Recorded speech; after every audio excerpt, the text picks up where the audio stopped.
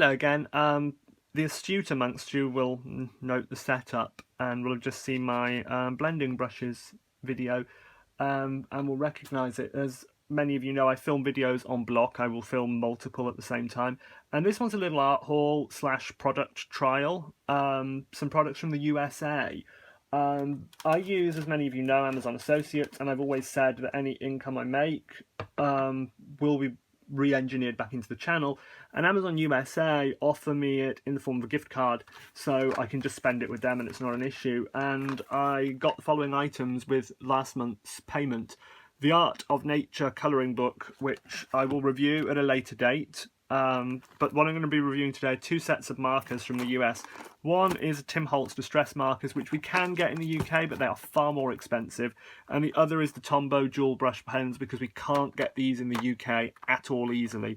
Now, I'm not going to bother going into how much these worked out as with customs and all sorts of other things, because I got them with a voucher, so I don't actually really know because I wasn't paying attention. So the idea of these is they're both sets of watercolour pens. They're blendable.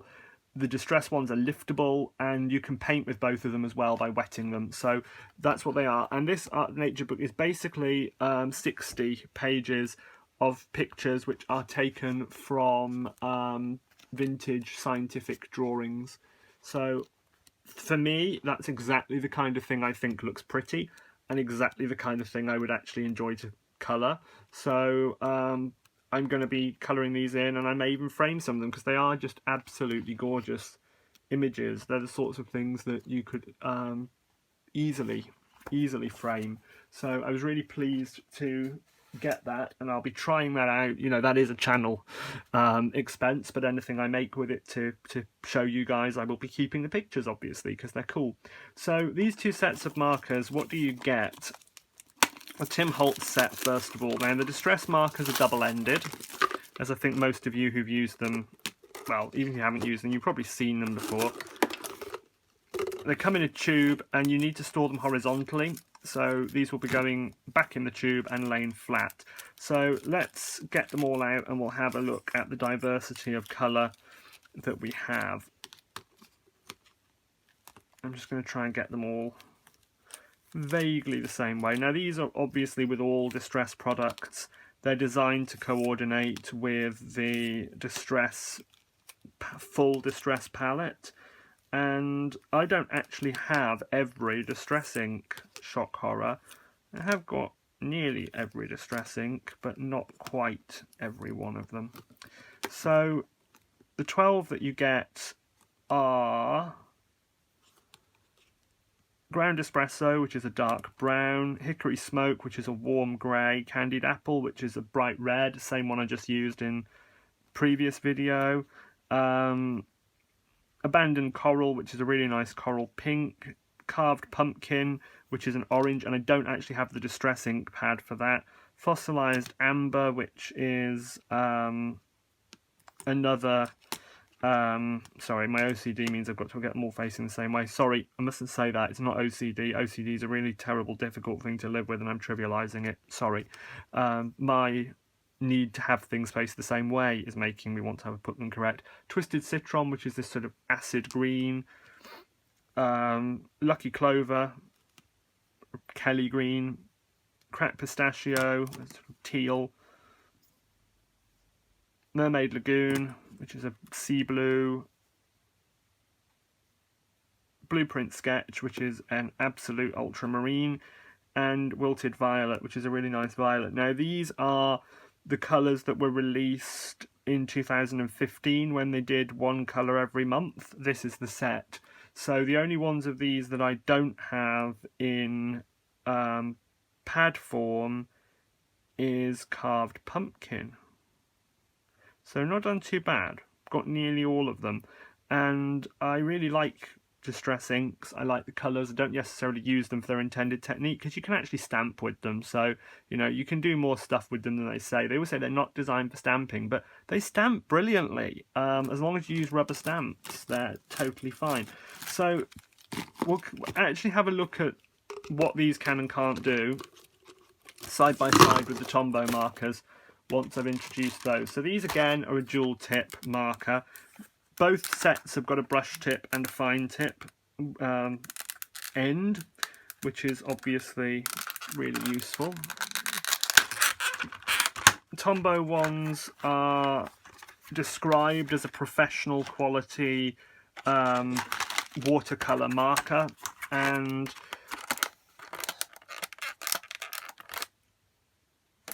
blend terribly well and everything else. And let's have a look at what we have in this set.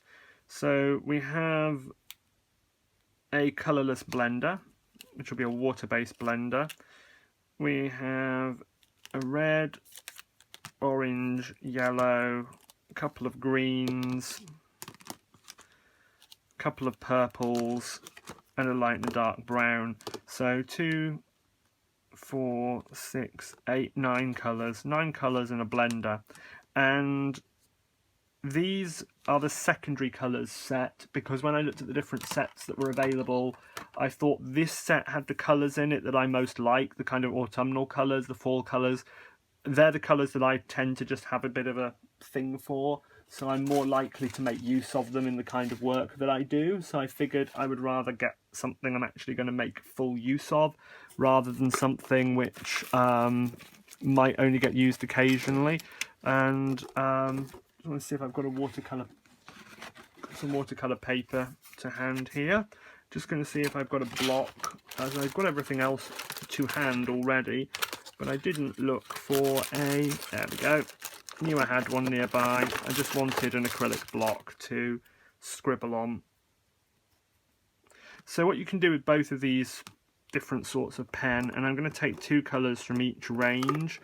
I'm going to take red and purple from each range, and then pop the other ones. Oh bugger it, let's do red, purple and orange, because I really want to try that crack pumpkin, carved pumpkin. I really want to give that a go and see how I get on with it. So these are both water-based marker sets with thick and thin ends, effectively. So let's first of all just try them out on some standard cardstock we would usually use for card making or colouring.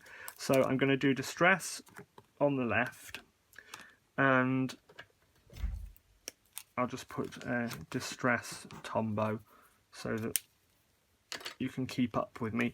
Now I've seen these markers in use by Jen Maguire, Christina Werner, to a lesser extent Mrs. Vierick, the Frugal Crafter, who doesn't really have the brand loyalty a lot of people have, where they will buy, quite sillily, everything from one range. She, like me, really advocates no point duplicating things, and also all watercolour markers will work with all other watercolour markers. Same with alcohol markers. Now I am finding the fine ends of these a bit dry. That is simply an artifact because they were stored in transit and everything else, and just the week while I've had them, they haven't been stored horizontally, so the ink's probably pooled a little bit at one end, but I'm not too worried about that. Now I know that Bristol board, Bristol paper as I hear some people call it, it's really Bristol board. Bristol board is apparently a wonderful surface for watercolour markers, as many people are discovering in the US at the moment. I mean, Jen Maguire's done a hell of a lot with that. And what I want to add really is that I actually, when I first started doing card making, everyone was saying, oh, you must use really high quality cardstock. The best quality cardstock I actually had at the time was Bristol board, so I actually started on Bristol board long before anyone else kind of cottoned on that you could do it. And it just amuses me to this day that you know, that's now a thing, and I was doing it because I didn't have any other products I could use. So I just want to try a little bit of painting with them, which I've seen a lot of card makers do, where you paint them onto an acrylic block and then you paint with them. And I'm just using a size 4 sable because that's what I have to hand. Firstly with the Distress, and this is on watercolour paper. This is Winsor & Newton's professional watercolour paper, the one that I think has got an annoying texture because it tries to feel like a cotton paper when it's not a cotton paper, and I don't really understand that. So you can blend it out once you've put it on by adding more water, which is pretty useful. And now taking the Tombow one, and I like the fact that you've got the versatility with these markers, that you can paint with them. You need a fairly wet brush, and they paint very pale, which is fine for a lot of applications. Let's just try it with a drier brush, and you don't have to use an acrylic block. You could use a craft sheet, piece of acetate, doesn't matter.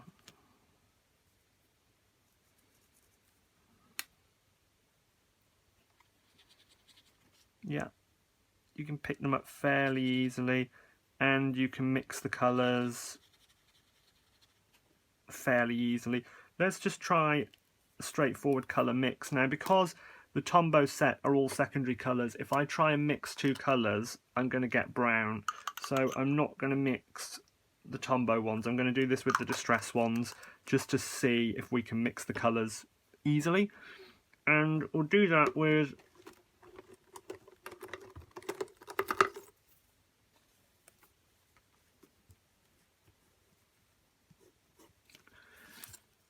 about fossilized amber, which is a very, very dark yellow. It's one of my favourite yellows in that range, actually, because it's really versatile. And we'll do it with the red, because again, otherwise I'm going to get brown. And I've got a wet brush here, and I'm just mixing the two together, and I should get orange. And indeed I do. So that's kind of like the homemade orange. I'm just completely tinting my water. I haven't got a jar of water here, so I'm just using my Mr. bottle to wash my brush, because the amount of ink is so small. It doesn't really matter quite so much. Let's see how that orange compares with painting with the real orange. And what I also actually want to do is mix across the brands as well. I'm not going to sort of test out the lifting properties of the Distress ones because, well, I don't really care. It's not why I have them. I don't want to lift them. I just want to use them. So I'm going to put some green down from Tombow. The darker of the green, no, the lighter of the greens, sorry. And I'm going to put down some yellow again from Distress, because that's about the only thing that's going to mix, or should mix. And this should give me a yellowy green, hopefully. My brush is very dry, but yeah, it's given me a not unpleasant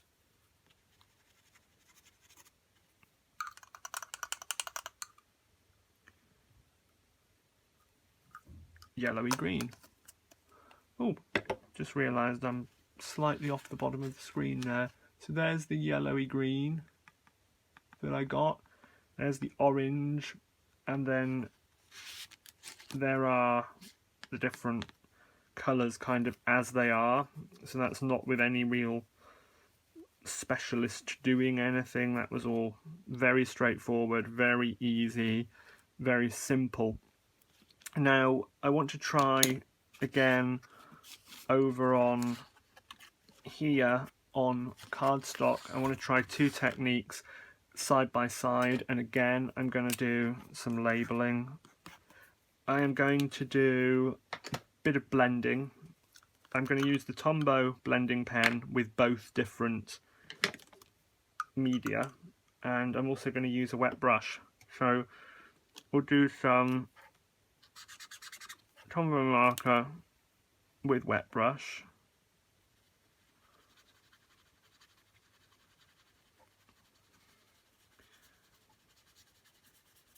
And you can spread that quite far, and I probably could lift all of it if I really could be bothered.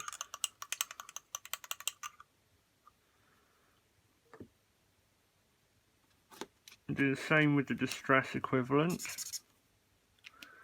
It's hard to put down an equal amount of ink from both of them. I mean, that one lifts far more easily. It's hard to put down an equal amount of ink from both of them, though, because they have different pigment loads.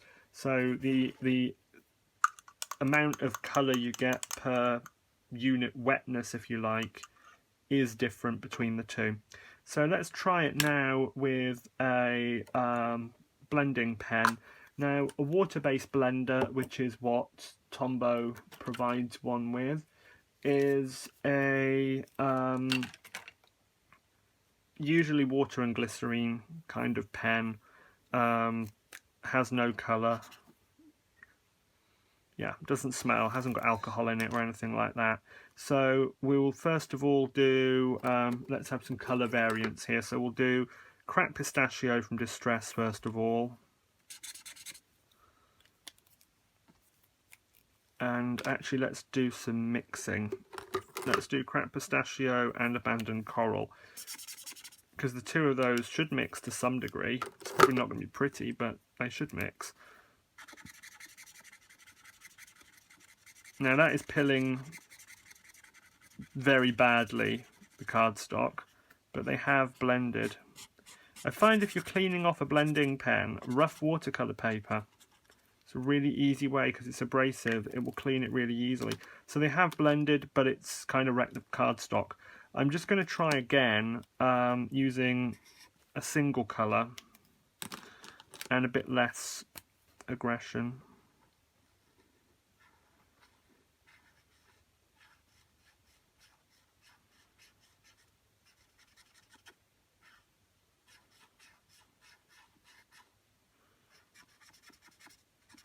By kind of blending away from the line of the colour there rather than scrubbing over it, which is what I did here, and that might have made a difference.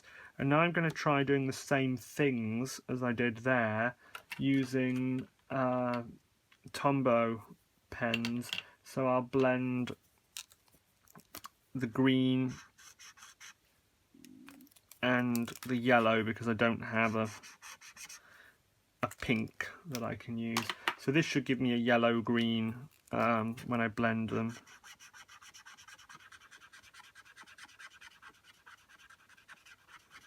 Yeah, again, I'm getting pilling. That's more a factor of this cardstock, really. But I have got a yellow-green in the middle. I'm not going to push it too much further. And I'll do again the Tombow marker. Sorry you can't quite see this. Let me move it up and I'll just blend out the same way I did before. What I did is I sort of wetted an area and then I brought the ink into it. Now this ink lifts onto the pen quite easily, which is quite interesting.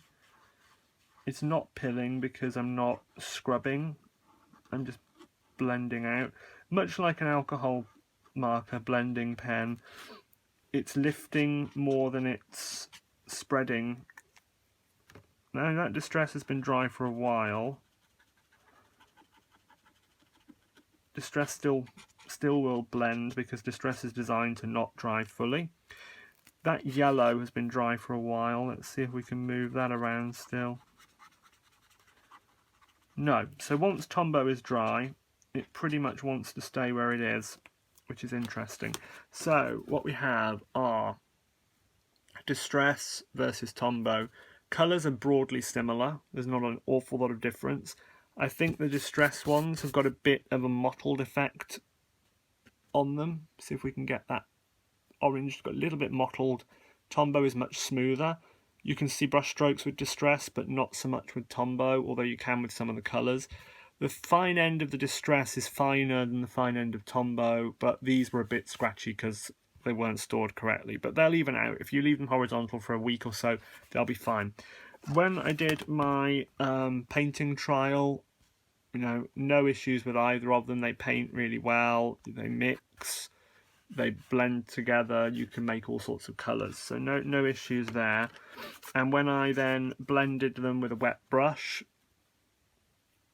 Distress blended out fine, Tombow blended out fine, but Tombow's done a bit of chromatography. Tombow has actually spread into 3 colours, so that's a bit of a problem because I wouldn't want, if I was blending, that's just because it's gone into the fibres of the paper because the sizing on this isn't hard sizing. If that was on watercolour paper, I think it would be okay, so we'll try that in a moment. When I blended 2 colours with the blending pen on Distress, it pilled like crazy, but they did blend. Same actually happened here. It's a factor of the paper. They did still blend. And then blending out a colour, Distress didn't sort of blend out completely with it, but the Tombow one blended out to a very fine area. I said I would try the Tombow on watercolour paper with a wet brush by putting it on and then using a wet brush over it, because to see if it chromatographies on me again. So I'll use the same colour, which was the red.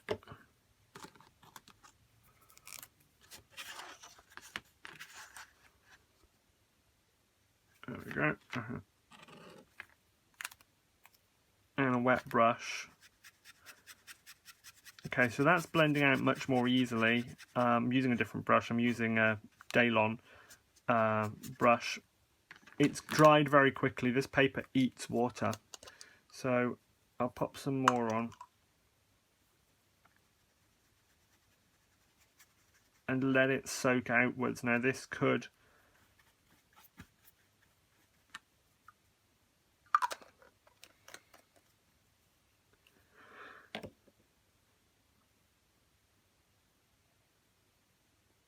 This could potentially, I was just reforming the point on my brush, which I love doing.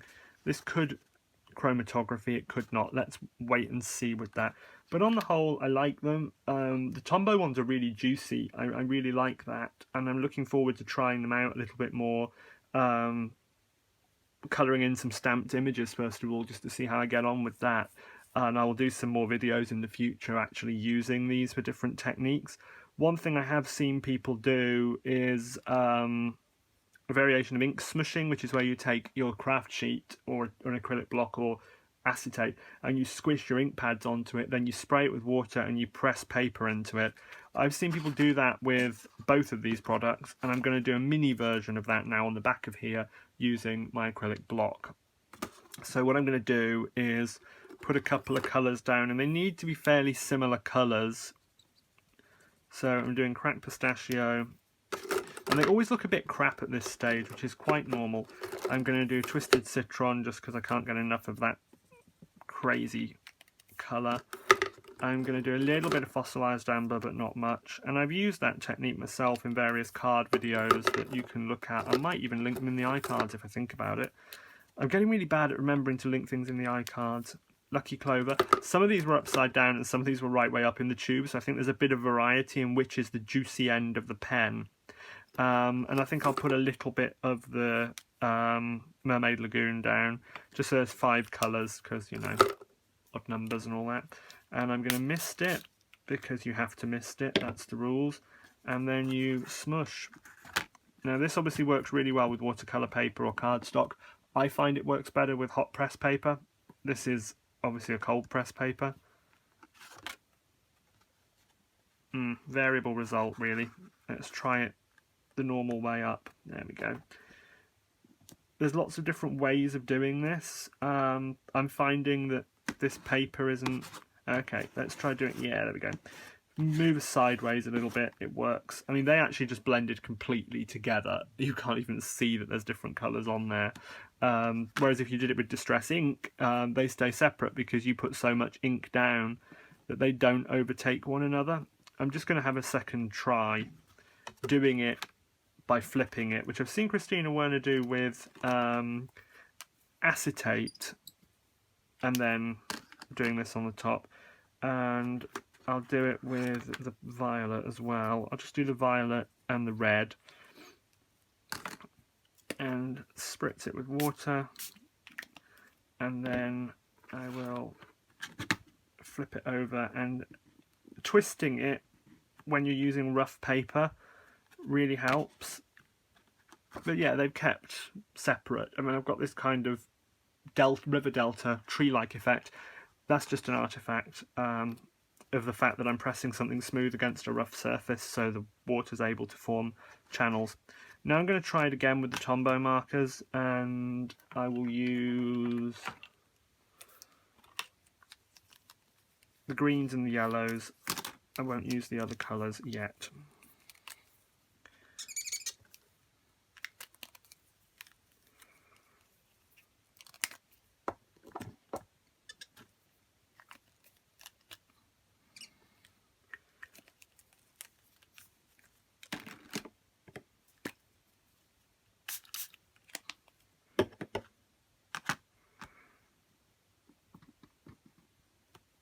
yeah, River Delta again, but they've done it. They've smushed properly. I've got blending going on.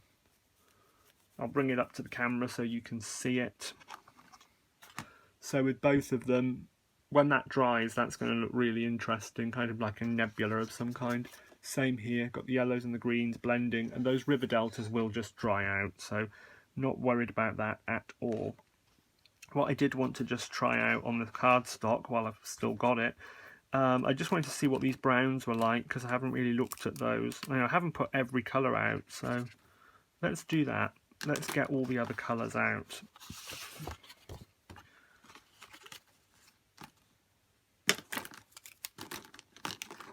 I'll do a Tombow Rainbow and a Distressed Rainbow so you can see all the colours.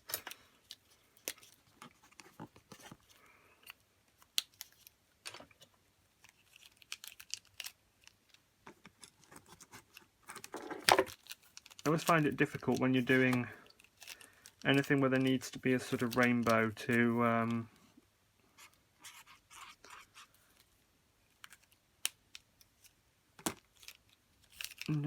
know what to do with the neutrals, so I tend to put them at the end.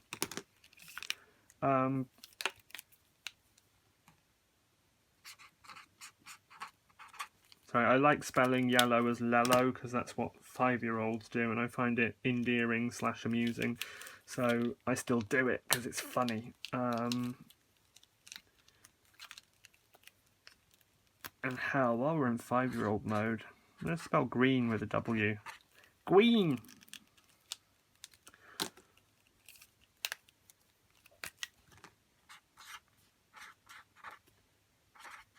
There's not much difference between the light and dark greens, to be honest.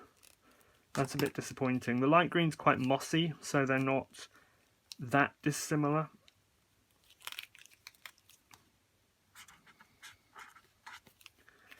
The pens from Tombow don't have names on them, they have colour numbers.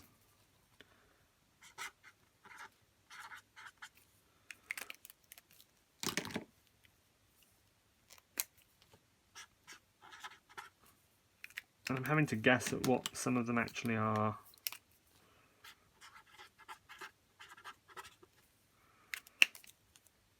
Yeah, I'm not doing like fancy script like Christina Werner here, I'm just doing throw it on the page because it doesn't really matter. Right, and I'll do the same with Distress so you can see all the colours.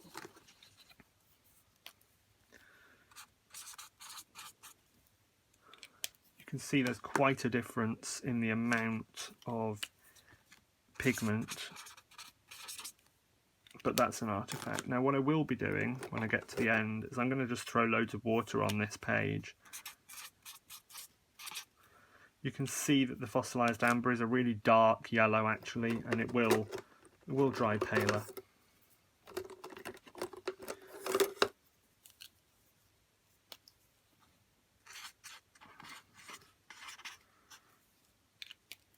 I'm not writing out the colour names because life is too short.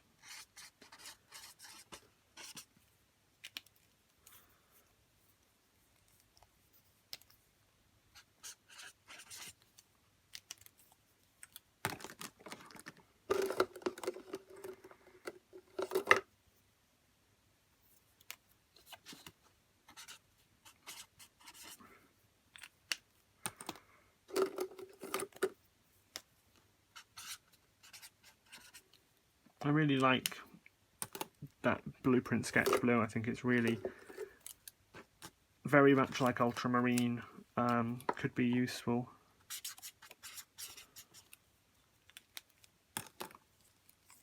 I'll put the pink on the end because I wouldn't normally. I mean, the coral really I should have done between the red and the orange, but bugger it. That's one. So, just bring them up so you can see. The reds are not that dissimilar, but the Distress is definitely darker. The oranges are fairly similar. The yellows, obviously, Distress is much darker. Let's get the focus a bit better. The greens are really incomparable. These are very mossy greens, very, very autumnal greens in Tombow. These are really vivid greens, and the teal is really pretty too. There are no blues in the Tombow set, so there's these here.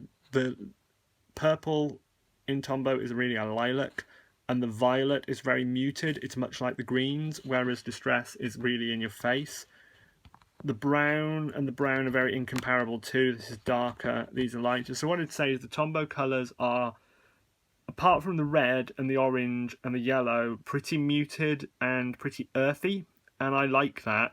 Whereas this Distress selection are not earthy. They're very, very, very vivid. And just because I've been wanting to do it since I put these down, let's let the colours go for a walk and just see what happens.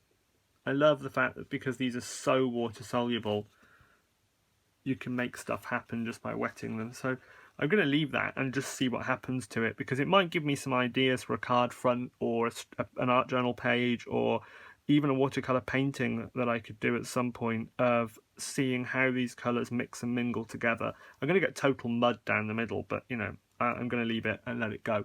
So what I would say about these two sets of markers are, the main feature difference, if you like, is that the Distress markers are liftable. They are designed to be liftable, but whereas the Tombow ones, once they've dried totally and completely, didn't seem to want to lift for me. Now when I've wet them, not long after I put them down, they've lifted immediately, but it was a very different story when I was using a brush. So that's the key difference. I would say that they are both equivalent ends. They've both got a brush tip and a fine tip. They both work equally well as watercolours off of a block as they do used as a pen. They will both blend, they will both do everything else. The other key featural difference is the Distress markers are designed to be part of the Distress range. So these are really similar to your other Distress products. They can both be used for stamping, which is the one thing I haven't tried out yet. This is something I've never actually done before. I've never actually used markers for stamping, and I happen to have a stamp, just, you know, just for you, crap wooden stamp.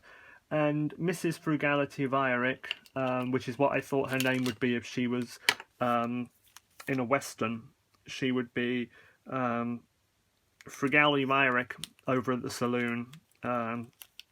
Probably not working upstairs. I like to think she'd be working behind the bar, something wholesome, or maybe the cook. Oh no, she can't cook, so probably not the cook. But that's the name I thought she would have if she was in a Western, and it still makes me laugh.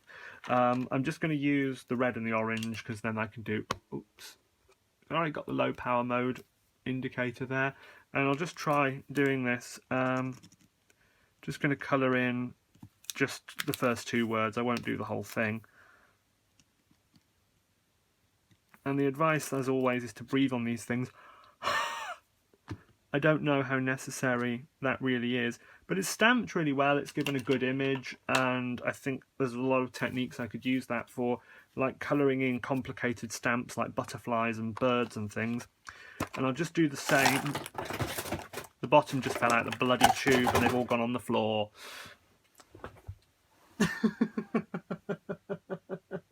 And they're all out of reach.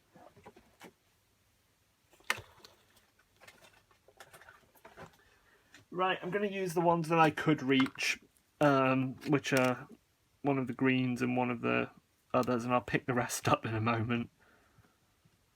These are a little bit harder to colour on red rubber with than the Tombow ones were. Oh no, it's only the ends that have been pointing the wrong way. Ignore me, they're equally good. So I've just stamped those using a soft surface as the background. They've stamped absolutely fine, and this is red rubber mounted on foam. Perfectly clear, perfectly clean images. So, sorry, it doesn't look it because you're out of focus. There you go, absolutely fine. So, both fine for stamping, both fine for smushing, both fine for technique-wise. They are totally equivalent to one another. I will not be storing these in here. I've got a basket that these will be going into, so the fact that the tube is so bloody unstable doesn't bother me that much. Price difference, this is a set of 12, the other was a set of 9 plus a blender, so that's something to think about. I don't think the prices were that different, but I'll put them in the video description along with links so you can buy these from Amazon.com if you want to get hold of these sets or any of the others. So that is my review of the Tombow markers and the distress markers. But other than the fact that the distress ones are part of the suite of distress products and go with the other Tim Holtz distress products, whereas the Tombow ones of course don't, there is really no functional difference between them, so get whichever one you can get for cheapest. Thank you very much and good evening.